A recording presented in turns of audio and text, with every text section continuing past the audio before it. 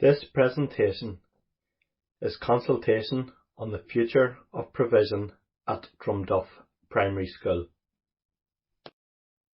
The aim of this presentation is to provide an overview of the Sustainable Schools Policy, to provide an overview of current provision in the school within the context of this policy, to outline CCMS's future provision, and importantly, to provide stakeholders with sufficient information to comment on the proposal. The agenda for today's presentation is 1. The context, 2. Options which are considered, 3. The proposal which CCMS hopes to progress, 4. Any next steps, and 5. Questions you may have. Section 1, the context, will take you through the underpinning information in relation to this proposal. The Sustainable Schools Policy of 2009 established 6 criteria for considering the sustainability of schools. These included the quality of educational experience, stable enrolment trends, sound financial position, leadership and management, accessibility, and strong links within the community. When considering quality educational experience, CCMS do not make any qualitative judgments. CCMS rely on ETI inspections and the Sustainable Schools Policy. The Sustainable Schools Policy identifies a number of indicators in regards to enrolment in primary schools. Within the Sustainable Schools Policy, one particular indicator states there should be no more than 2 composite year groups in a single classroom at primary level. In one classroom, which is Primary 1, Primary 2, Primary 3 and Primary 4, there are 8 pupils in the classroom. In the second classroom, which has Primary 5, Primary 6 and Primary 7, there are 10 pupils within the classroom. There are more than 2 year groups in each classroom. This does not meet with the requirements of the Sustainable Schools Policy of no more than 2 year groups in any one class. This slide discusses the challenges faced by smaller schools. The first quotation comes from Schools for the Future, a Policy for Sustainable Schools, 2009. Teachers in small schools face problems of having less scope for professional interaction and mutual support. The school is unlikely to provide a wide programme of extracurricular activities and will have a smaller range of teacher specialisms, e.g. music. The smaller numbers of children in each year group limit the opportunities for working alongside peers, social interaction and challenge, and participation in extracurricular activities, including team-based experiences. The second quotation comes from the ETI Chief Inspector's Report 2014 to 2016. When the composite class spans more than 2 year groups, ensuring adequate progression in learning and planning to meet individual needs across a wider range of abilities and stages of development can be more challenging for the teacher. It may also limit opportunities for the children to develop socially and emotionally with those of a similar age and stage. In an inspection report of June 2018 involving action short of strike, the conclusion was, owing to the impact of the action short of strike being taken by the principal and teachers, the ETI is unable to assure parents, carers, the wider school community and stakeholders of the quality of education being provided for the children. The school is a high priority for future inspection with no further notice. The Sustainable Schools Policy notes the following in regards to enrolment at primary schools. Ideally, a primary school should have at least 7 classrooms, 1 for each year group. The minimum, not optimal, enrolment for a newly established school or existing schools should be 140 in urban areas and 105 in rural areas. This table demonstrates that from 2011-12 through to 2021-22, the number of pupils enrolled at the school falls below the requirement for rural school.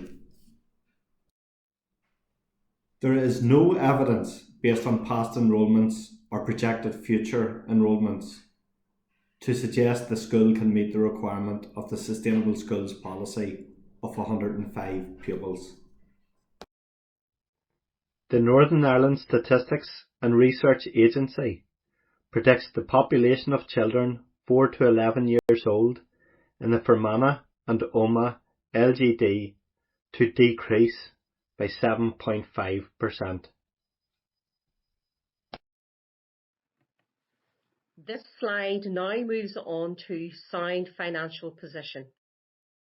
The Sustainable Schools Policy notes the following in relation to school finances. The school's annual finances should indicate that it can live within its delegated budget.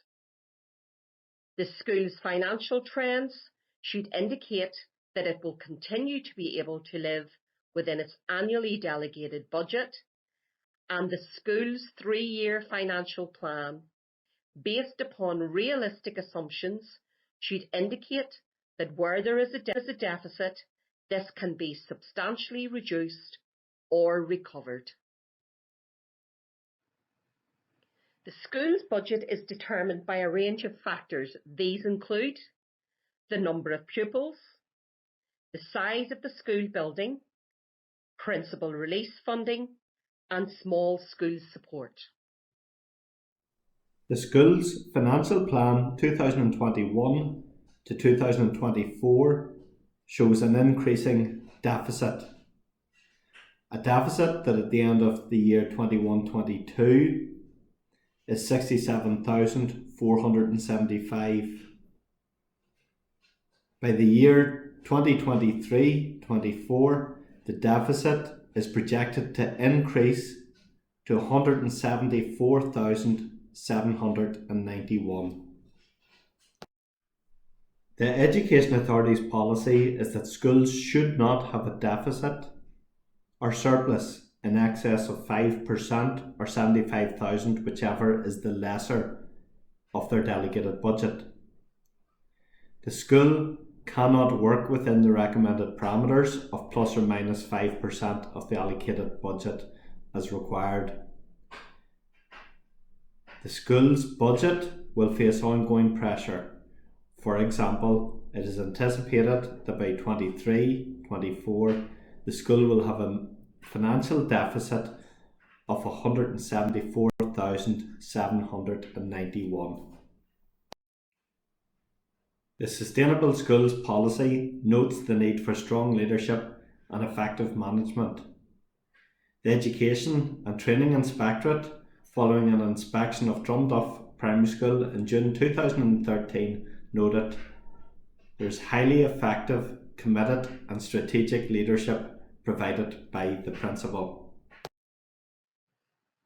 The Sustainable Schools Policy notes home to school transport travel times of less than 30 minutes for primary pupils, i.e. 1 hour per day in total.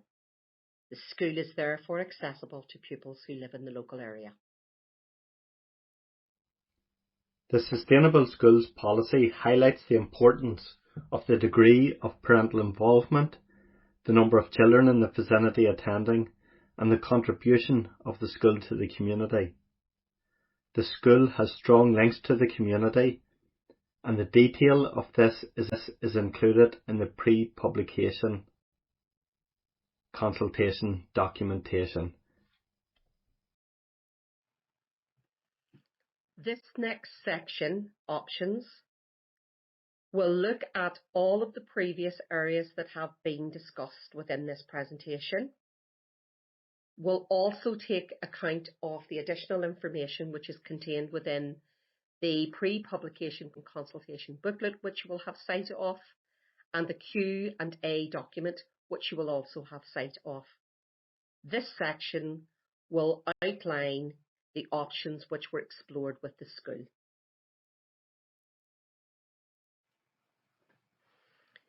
CCMS has identified and assessed a series of options which include the following. Option 1, maintain the status quo, which means there would be no change to the current arrangements. Option 2, shared options, and we will discuss those in the following slides. Federation and amalgamation will also be discussed more in depth in the following slides. And option 5, closure and pupils transfer to alternative schools.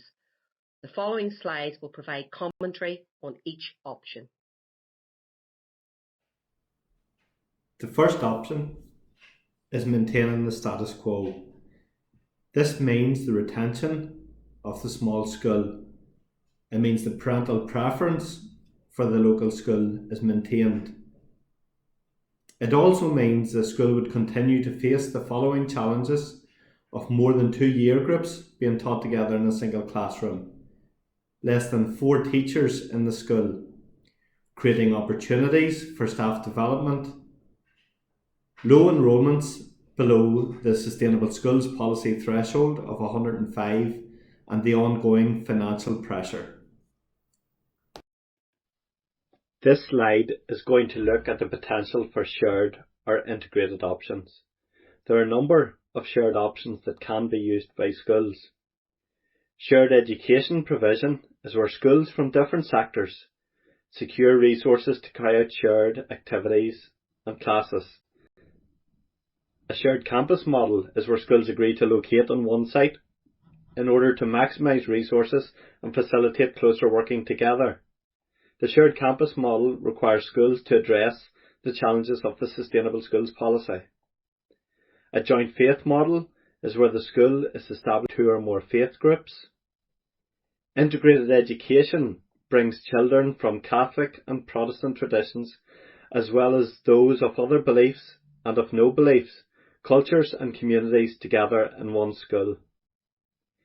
It's challenging to see how any of these options could address the long-term sustainability issues facing the school. Option 3 is a potential federation. The definition of a federated school is 2 or more schools operating under the governance of a single body. It's focused on relationship building and producing tangible outcomes for pupils. But the schools within a federation must meet the Sustainable Schools policy criteria. In a soft federation, participating schools retain their own governing body and budget. A representatives joint council is established to allow for sharing common goals and activities. In a hard federation, participating schools have a single governing body with common goals, and while each school receives individual budgets, these can be pooled. Based on all information to date, it is challenging to see how a federation could address the long-term sustainability issues facing the school. And in considering a federation, there was no option that was evident that would provide for sustainable provision or improve the financial position of the school. Option 4 is an amalgamation. The term amalgamation is described in the Sustainable Schools policy that a new school is formed to replace 2 or more schools of similar size. It means them coming together and usually means a new name, new uniform. An amalgamation is a closure or discontinuance of 2 or more schools. The new school is a coming together of the 2 or more schools that have been closed. A potential amalgamation has been discussed with the Board of Governors, and if the schools in the community all wanted to come together to create one sustainable school, CCMS would support this proposal. Option 5 is closure and pupils transfer to alternative schools. In this option, a small town school is removed from the community and parental first preference is not realised. There may be a longer travelling distance for some pupils. It does, however, result in greater opportunities for pupils to be taught in their own peer groups. It results in greater opportunities to interact in sports, leisure and cultural activities. It allows for increased opportunity for specialist teaching and for professional development staff.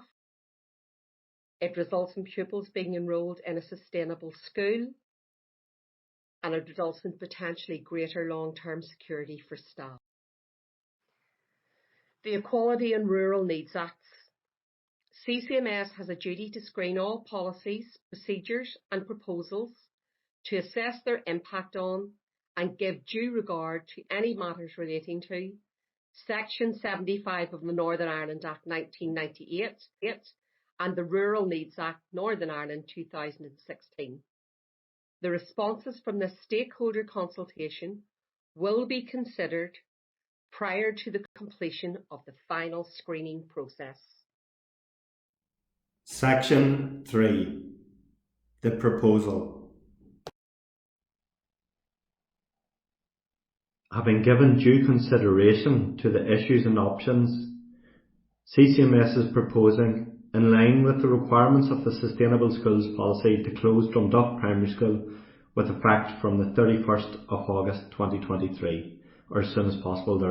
And if it is approved, pupils would transfer to alternative provision and CCMS would support the school through the closure procedure to ensure the pastoral and educational needs of the pupils are met. Alternative provision is any school of the parents' or carers' choice, subject to there being spaces and accommodation available. Transport assistance in the event of a development proposal being approved will be provided to a suitable school of the parents' carers' choice if there is no suitable school within 2 miles from their home. This table indicates there is a number of available spaces within nearby schools. Section 4. Next steps. You can respond to this consultation in a number of ways.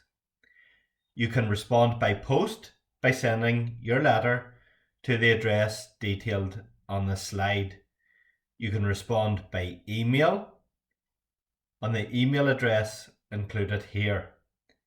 Please indicate in the email in your response if you're a parent or guardian of a child, a member of the Board of Governors or a member of staff.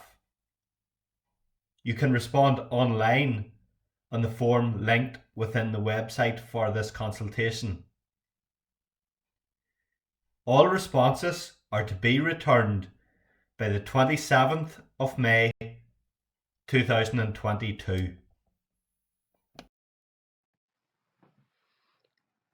I hope that following receipt of the pre-publication presentation today, the pre-publication consultation booklet that you've been provided with, and the Q&A document, that most of your questions will be answered. However, if there are any outstanding questions that you require an answer to, please contact us either by post or by email as detailed in earlier slides, and CCMS will endeavour to answer any further questions. You have a further week from today's date in order to forward all questions. CCMS will group common themes together and will answer questions as fully as possible. I would like to take this opportunity to thank you for participating in today's pre-publication consultation and for your attention and listening to the information that has been provided today. Thank you.